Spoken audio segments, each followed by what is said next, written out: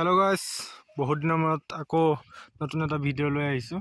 আৰু যিহেতু খেতিত ব্যস্ত হৈ আছিলোঁ এইকেইদিন, আৰু ভিডিঅ' বনাবলৈও তেনেকৈ সময় পোৱা নাই। দিনটো কাম কৰোঁ, ভাগৰো লাগে। আৰু তাৰ মাজতে ভাবিলোঁ আজি কি খেতি কৰিছোঁ তাৰে ওপৰত আজি ভিডিঅ'টো বনাওঁ।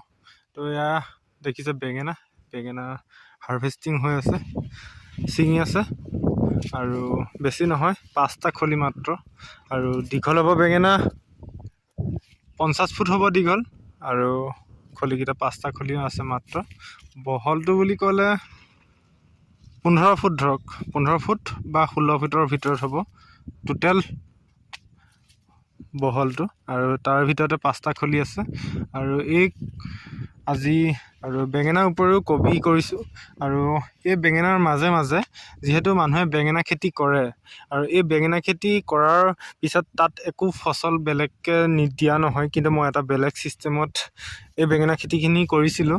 যিহেতু বেঙেনাখিনি এটা খলিৰ পৰা এটা খলিৰ দূৰত্ব কিছুমানে মাত্ৰ 2 ফুট দিয়ে, একদম ঠেককৈ দিয়ে, যেনে তেনে মানুহটো পাৰ হৈ যাব পাৰি। কিন্তু মই দেখিছে এইটো এজোপা এটা খলি, এইটো লাইন আৰু এইটো এটা লাইন, কিন্তু দুটা লাইনৰ দূৰত্ব বহুত বেছি। আৰু সেইকাৰণে মই মাজত লাই শাক, এইবিলাক দেখিছে লাই শাক ফুল ফুলি আছে, যিহেতু কিছুমান 2-এজোপা থাকি গৈছিলে, আৰু মই এই মাজত লাই শাক ৰুই দিছিলোঁ। আৰু প্ৰত্যেকজোপা লাই শাকত আধা কেজি পৰ্যন্ত হৈছিলে। গতিকে এই বেঙেনাৰ মাজত যিখিনি লাই শাক ৰুইছিলোঁ, ইয়াতে মিনিমাম 5 কুইণ্টেলৰ ওপৰত লাই শাক উৎপাদন হৈছিলে।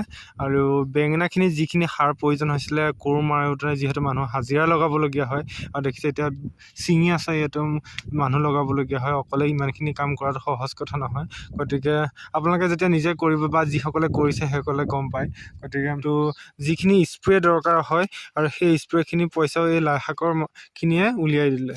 আৰু এতিয়া বেঙেনা প্ৰডাকশ্যন কিমান হৈছে, এই 5টা খলিত 50 ফুট দীঘল আৰু 15 ফুট বহল এই মোৰ বেঙেনা আছে 400 জোপা বেঙেনা। আৰু এই 400 জোপা বেঙেনাত কিমানখিনি প্ৰডাকশ্যন হৈছে আপোনালোকক অকণমান দেখুৱাব চেষ্টা কৰোঁ, বলক। এইটো এটা বাৰীখনৰ মাজতে সৰুকৈ এটা টিঙৰ ঘৰ বনাই লৈছোঁ, আৰু বেঙেনাখিনি দেখুৱাই দিছোঁ। এয়া হৈছে দেখিছে বেঙেনা, এইটো দেখিছে মাছৰ কাৰ্টনটো দেখিছে। এইটো কাৰ্টনত ফুল হৈ গৈছে, আৰু এইটো কাৰ্টনত ফুল হৈ গৈছে। আৰু এইখিনি আছে, অলপ বাচিব লাগিব 2-এটা। আৰু এইখিনি হৈছে 3rd কোৱালিটি, আৰু এইখিনি হৈছে 2nd কোৱালিটি, আৰু এইখিনি আছে নম্বৰ 1 কোৱালিটি। তো কোৱালিটি হিচাপত বেঙেনাখিনি বিক্ৰী কৰা হ'ব।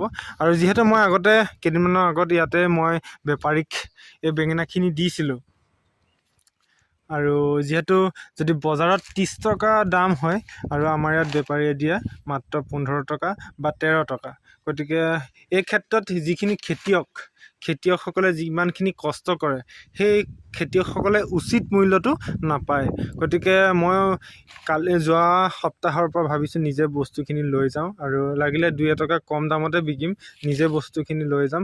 আৰু সেইকাৰণে যোৱাবাৰ মই নিজে লৈ গ'লোঁ, আৰু এইবাৰ মই নিজে লৈ যাম বুলি বস্তুখিনি ঠিক কৰিছোঁ। তো